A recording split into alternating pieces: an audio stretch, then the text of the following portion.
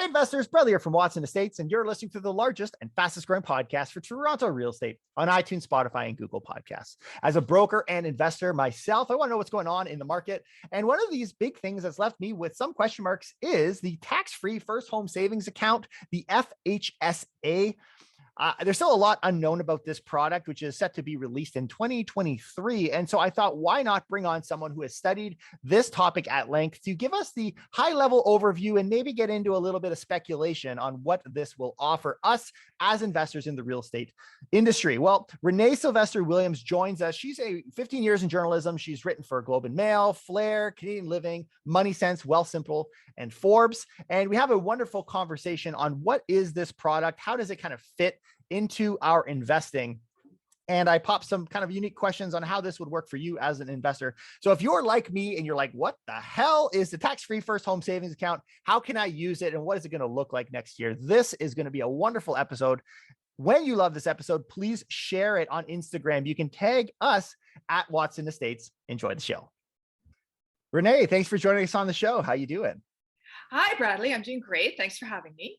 I am thrilled that you could come and join us. And I'm starting to find a love in chatting with reporters and writers because you guys just, you know what's going on. You fill me in. And I thought, why not do the same for my friends here? And we're going to discuss a pretty exciting topic. But before we do, tell us a little bit about you and how you spend your days. Thanks.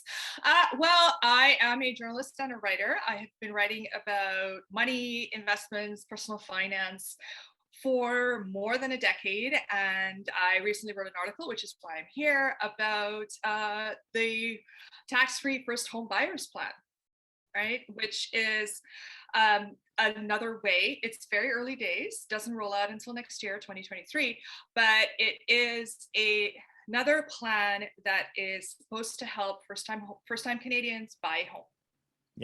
Yeah. And that's kind of how we got connected. But every so often you come across, because we read articles on our regular show, and every so often you hit one, you're like, we need to get a little bit more information on this one. And I thought that this is one of those topics that require a bit of a deep dive, but it is early on, as you mentioned. And that's also why I think there's a lot of gray areas and question marks about how it's going to look. So our audience knows we're going to talk about the tax-free first home savings account. And maybe before we kind of get into some of the nitty gritty, and I do want to get into speculating on what this could look like. We've got an election around the corner from the time we're recording this episode. And there's a lot of, this is obviously provincial, but this is happening at the federal level. So I guess there's a difference there, but things shift so quickly. So tell us, what do we know, or actually, let's go before what do we know? What is the first home savings account? What is that product? Okay, so the best way to think about I always want to say first time. It's not first time. The first home savings account. This was an announcement made by the federal Liberal government in their 2022 budget. So at this recording, I would say less than 2 months ago. And what it is an account where Canadians can open this account and put in up to $40,000 over 5 years, right? And what it is to break it down is you put in up to $8,000 a year over 5 years, right? And you get a tax deduction when you put in the money. You can take out the money tax-free, right? And the idea is that you can let the money compound in there. So when you are ready to buy your home, you can use this money towards your down payment. Yeah. And the way that I've heard it kind of spelled is it's a mix between your tax-free savings account, which is an incredibly powerful wealth generating tool for people who have money to build wealth. I guess that's kind of the caveat. And this home buyer plan that's built into the RRSP and the tax deduction side. So it's this kind of merge between the two. Okay, so when is this program set to roll out? What is the kind of release date for this? Yeah, so there isn't a particular month when it's going to be released, but it's going to be rolled out in 2023. When exactly, nobody knows just yet. For your listeners, there's just a lot of detail to be worked out here. Yeah. So I think right now the federal government and everybody else who's involved are going to figure out what this product is going to look like, what you're going to see on your fine print when you open an account, before Canadians can walk into their bank and buy this as a product. Yeah. Or Yeah. not walk in, just go online with their phone and buy And it. set it up. And I would think Yeah. it would probably be similar in the way you just set it up at a bank, like your regular bank account. I'm picturing how any of these accounts are done. So $8,000 per year is a limit. That's a maximum. That is your max limit. And something to keep in mind is you cannot roll that forward, right? So let's say you put in 5,000 this year, and that's all you put in. You cannot roll $3,000 into year 2. So yeah, you have to put in, as of now, you have 8,000. If you cannot put in the full 8,000, you cannot roll what's left over into following years, unlike the TFSA where you can roll that. And one of the things, Renee, you taught me that I think is valuable, this is good insight, is there is a time limit that money can sit in this account from the creation to the use. Mm-hmm. It's not something that you just have forever, or how I would picture an RRSP. So what does that look like? Right. So you open up your FHSA and all that stuff. And if you don't use the funds in it for a first home purchase within 15 years of first opening your account, you need to wind it down, right? So you need to close it, or you need to transfer to your RSP. Yeah. And this needs to be there's a time limit. And this needs to be your primary residence or any property. As of now, it is supposed to be for your primary residence. I believe the way it is set up, and we're kind of getting into the speculation area, is the goal is to help Canadians buy their first home. The goal isn't to help investors buy additional properties. Yeah. So one of the downsides, I'd say, to the RRSP is you have to put the money back. So if you borrowed, let's say $40,000, that money needs to be returned over, is it 15 years for the RRSP? It's 35,000. Oh, there's a limit of 35,000. Your home buyer's plan lets you pull out $35,000. Okay. Right? That's your max. That's your max that you can pull out. So 40 would be nice, but it's 35,000 out of your home buyer's plan. So if you take whatever amount that you take out of your home buyer's plan, you have 15 years to pay that back. So a certain amount every year comes out of your account. Like when I bought my condo, I took money out of my RSPs to the home buyer's plan. And every year a certain amount has to be paid back. Yeah. That payback portion is one of the things that I guess has made me a little less excited. Now I know about the RSP product. Rrsp Loans is another thing. And that was, I think, a creative way for people to try and get a deduction out of the RSP, but pay back some of that money. So that was another kind of strategy people have. But I think this, if I'm reading into it right, this first home savings plan will kind of replace the need to do that. I wonder if you could, actually, this is another question. I wonder if you could borrow the money, dump it in the first home savings account, and pay back a portion of the loan like people were doing at the RSPs. I mean, these are, again, speculating, but creative ways to wrap around that product. There are creative ways. I mean, theoretically, what you can do is you've got an RSP and then you open up an FHSA, right? You can transfer money. Yeah. Right. It doesn't have to be specifically for your home buyer's plan. You can transfer money from your RSP into your FHSA and then take that out. And then because you haven't taken money out through the home buyer's plan, you don't have to pay that money back. Yeah.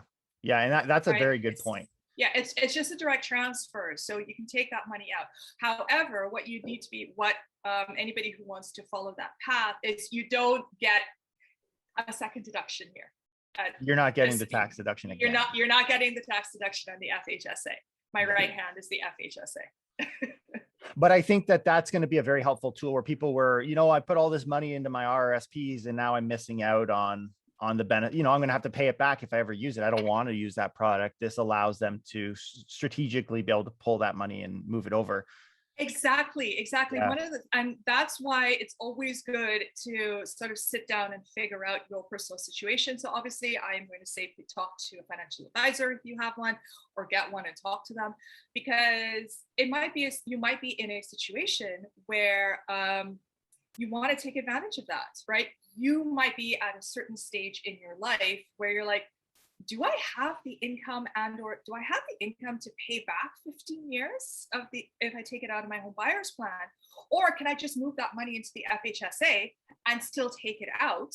And then I don't have to pay that money back, right? Yeah. So whatever other money that you have coming in as income, you don't have to put a portion of that back into your home buyer's plan. And how I would also, just thinking outside the box here, is folks that are, this is 2022 and you're thinking, well, this product doesn't come out until 2023, so I don't need to do anything, but I'm also missing out.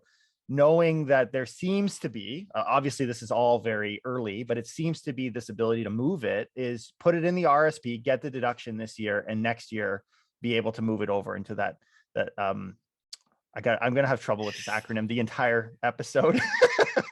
The first home savings account, the FHSA. And so you don't have to feel wait around necessarily.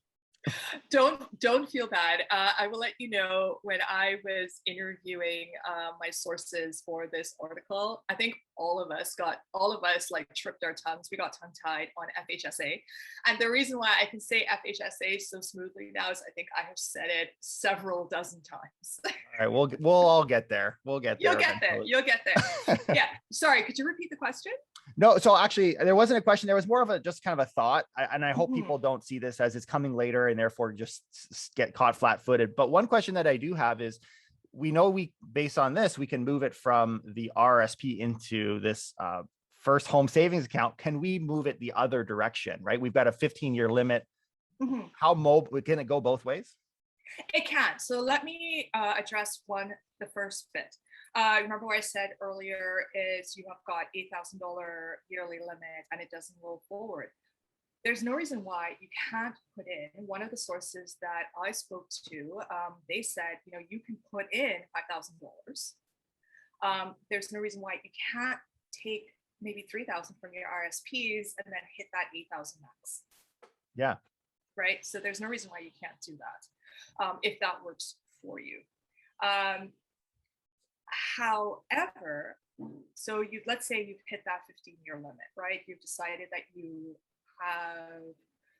you're not going to buy a home because it doesn't make sense for you financially, or you are using a TFSA because it's been around longer, and if you have maxed that out, you've probably got more money compounded in there, or you're using a different combination of the plans and whatnot. So your FHSA is sitting there for 15 years. So to answer your question, yes, you can move it back to your RSP. And what's really interesting, and I don't know if this is going to be addressed down the line, is you can take all the money that's in your FHSA, including all the compounding in there. We love compound interest, and move it over to your RSP. And what it will do, it does not eat up your RSP contribution as of now. Yeah. All right. So what we were talking about, let's say you've got $100,000 of contribution space in your RSPs because you started your RSP when you were 20 years old and you haven't maxed it out. And you've got, I don't know, at the end of say 15 years, no, let's say you've got $70,000 in your FHSA because of compound and all that stuff. You can move that entire $70,000 over, and right now your $100,000 of contribution will not be eaten up by it. Yeah, that's a key point, guys, just to kind of reiterate that. So what we're saying here is that because you're moving it from this account, you're essentially buying yourself additional contribution room in the RSP with the money that gets transferred over. I guess to add, complexity and where there's some mystery here is, one, I would think yes is the answer. Can you use your RSP and the homebuyer account? I wonder if you can use both of them, which essentially would add an additional $40,000 to your 35. We're talking about moving them between the two, but that doesn't take away from the function of the other account. I would think, yeah, but I don't know if there's been any update on that. The way to think about it is, I think everybody agrees that $40,000 is not going to buy you a house in Toronto. Yeah. Or Vancouver, or Cambridge, or Milton, or anywhere that you could throw or Ajax. Okay, I think we all know that, right? But I think the idea is like, okay, great. It gives you more money to play with because you're not paying taxes when you take it out. You get a tax deduction when you put it in, right? So that theoretically gives you more money to play with. And you can combine it with your TFSA or with the home buyer's plan in your RSPs. You cannot do all three.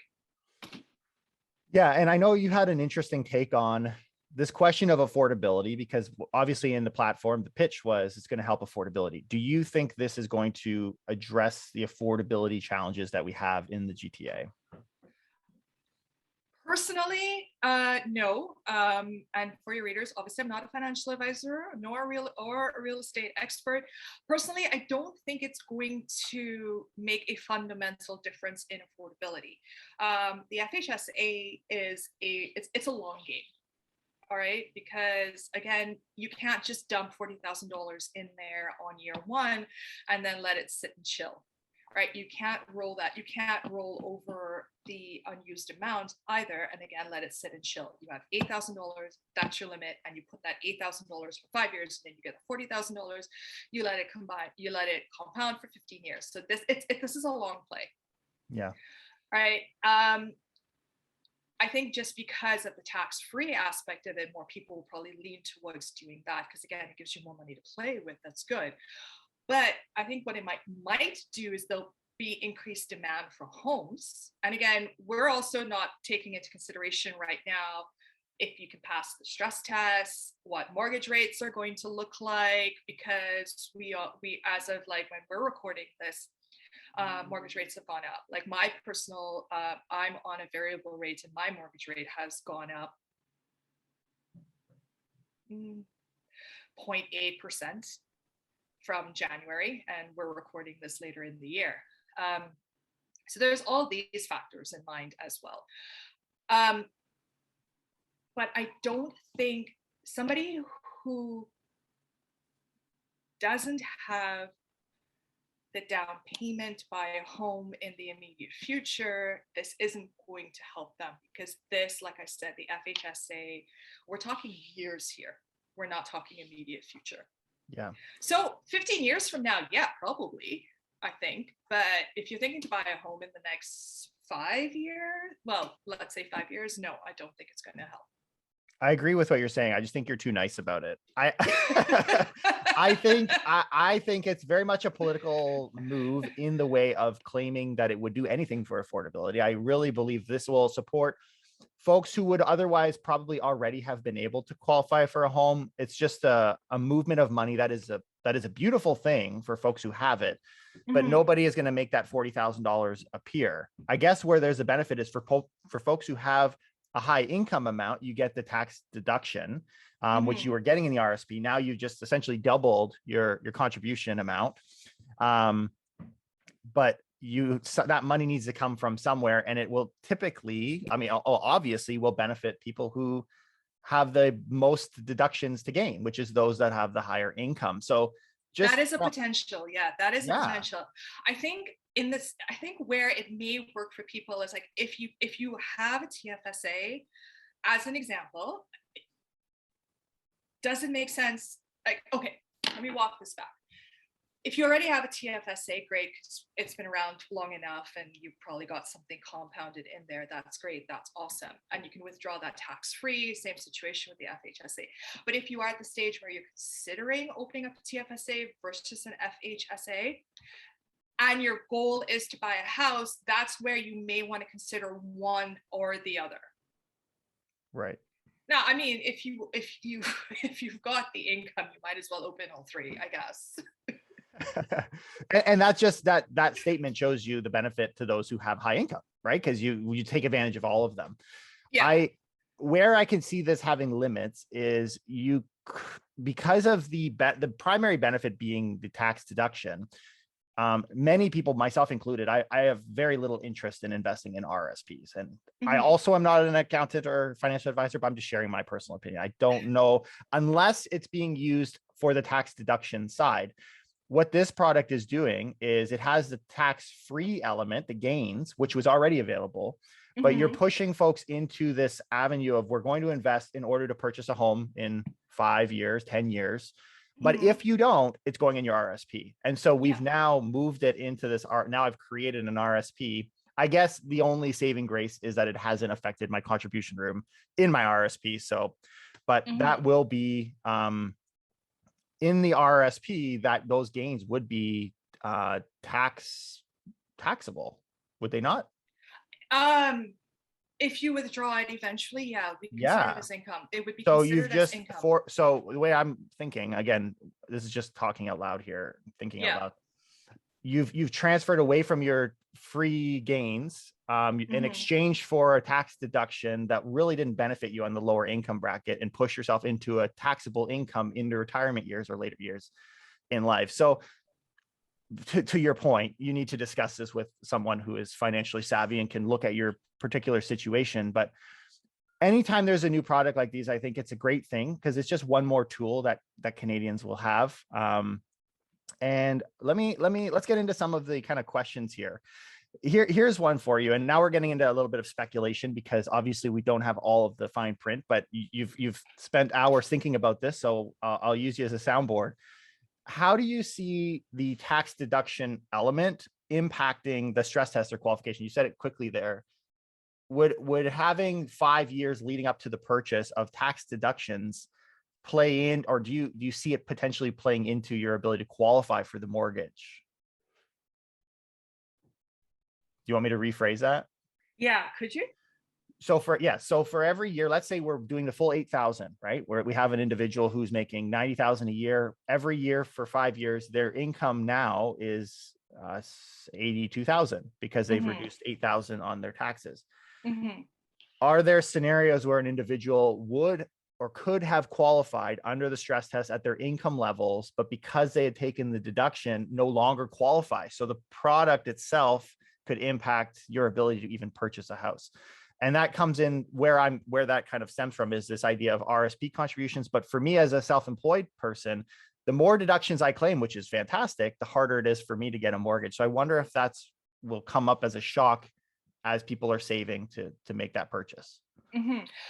First, and I think I made a mistake, so let me just clarify myself. You cannot use the Homebuyer's Plan and the FHSA together. I think I did say that, so I just want to make sure that very clearly. You cannot. Okay. You cannot. You okay. cannot. Yeah, that's my fault. I should just keep that. You cannot. No, that's good clarification. Okay. Yeah. So, so under the rules, you can't use the HPB and the FHSA, right?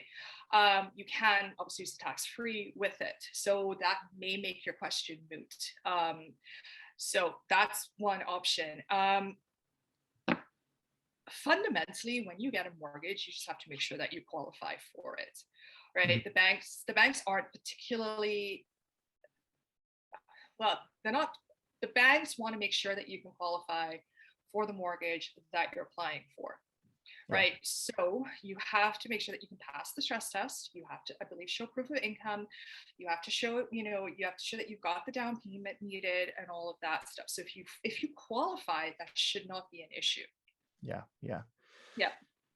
And I'm not expecting, again, this is speculation. There's no for sure answer, but I love having these kinds of conversations on these, what it could look like, because this is in this confusion, I think, is where we find opportunities in the investment world. So now, how do you see it playing out if, let's say I was going to purchase it with a partner, or their name is on title? Any thought to how that would play out if I'm not purchasing it in my name, but someone else's name? That's a great question. Right now, and again, we're just speculating. If both of you are considered and fall under first-time home buyers, and both of you have this plan, I don't see why not. I don't see why both of you, or how many of you are going in on this home. We'll just keep it to 2 people for now, just because it's easier. I don't see why both of you can't have a plan. Each of you have a plan and take that compounded amount of money and put it towards a down payment. Yeah. I don't see why. I don't see why not either. Again, it's early days, but I don't see why. If you've got your individual plans and you're buying a home together, I don't see why not. I mean, again, not an advisor, but I don't see how it's different from, say, each of you have TFSA and taking the money out of that. Yeah. So I think, yeah, I agree. And that to me would line up with what we're seeing on the RSP side. So that makes sense. I wonder if you purchase it and use someone else's name, I feel like they would require you to be on title. I guess the real questions be like, what if one person's not a first time buyer and the other is? What, like, these are the details that we just won't know until. Actually, I think they did address that. So one sec, let me make sure that I am giving you the right information. Okay, while you're looking that up, you've already Yeah. taught me some stuff, so I'll share some more details. Yeah, absolutely. I just Okay. want to make sure that it's very, very clear, because we were talking about it so quickly that I may have given wrong information. You cannot combine an FHSA and the home buyer's plan. Yes, right. People that I've spoken to say that it would have been better if you could, but as of now, you can't. Yeah. And So one of the other points here was 18 years of age is the minimum age to begin contributing. So you can't just throw it into an account for your kids unless they're 18. So there needs to be this kind of, it's not like an RESP where you can kind of have this lead time when they're young, which is unfortunate. I would love to do that, especially now having all of these children running around. But there was also a question on age restrictions on limits, like upper limits, which you've clarified. Currently, there is no upper limit. There is no age restriction on when someone could get their first house. Yeah, exactly. So when the idea was first floated, there was talk about capping it at Canadians 40 and under. But because they haven't they didn't announce an age cap, speculation is if Canadians of any age can leverage it. Yeah. And then I guess one last point, as you know, Renee, a lot of our listeners are invested in real estate, and we love this kind of aspect, is how would this play into someone purchasing an investment property? And we're not going to get a full answer here today, but I'm curious. It would be interesting and maybe counterproductive if a person could purchase call it triplex or a fourplex, a residential property, and they live in a small portion of it and still use this product. I think whether you can or not will be determined on the government's view on that as a strategy, whether they like people doing that or not. Well, again, I go back to what the intent of the FHSA is, which is to help people buy their first home. Yeah. And first home is primary home. Right? It's not investment property. It's not your cottage. It has supposed to be your primary home. And again, because we're in the wild west of real investment speculation here, is if it is your primary home and you're living in it, I'm not sure how they would stop you from buying it as primary home and then, I don't know, Airbnb out your finished basement. Right. I don't know. It could be that if you're buying a triplex, somebody might figure out like, wait, hold on, you're buying a triplex. You obviously can't live in all three of these. What are you going to do with it? I don't know if that's going to trigger questions. Yeah. But again, if you're buying a house and you've got a completed basement, what's stopping you from renting that out? Yeah, exactly.